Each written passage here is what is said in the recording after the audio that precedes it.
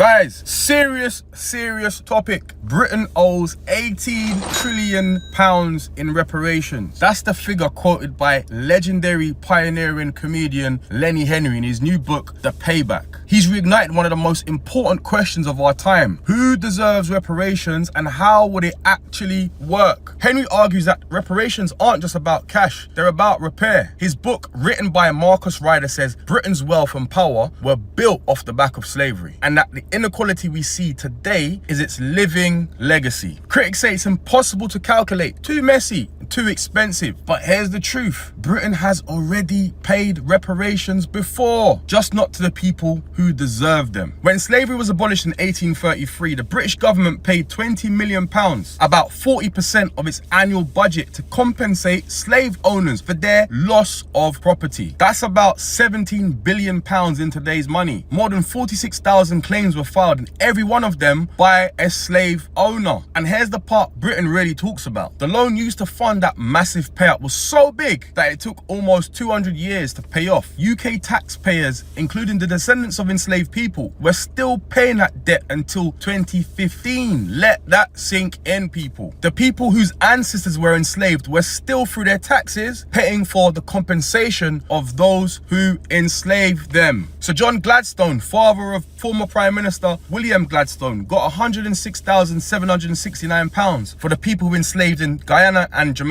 In today's money, that's between 12 million and 100 million, depending on how we measure it. And he wasn't the only one. Henry Philpotts, Bishop of Exeter, a man of God, was paid £12,700 for 665 enslaved people. That's roughly £1.5 million today, and as much as 12 million in economic power terms. Henry Lascelles, the second Earl of Harewood, received £26,309 for 254,000 enslaved people. That's about £3 million today, or 26 million when adjusted for share of GDP. But it gets worse. The Bank of England helped manage the funds. Lloyd's of London insured slave ships. Universities like Glasgow and Cambridge trace parts of their endowments to slavery. Even the Church of England built wealth from it and has since pledged a £1 billion reparation fund. Economists estimate Britain made trillions from slavery and empire. Lenny Henry's book puts the reparations bill at £18 trillion, and the colonial drain from India alone has been estimated at £45 trillion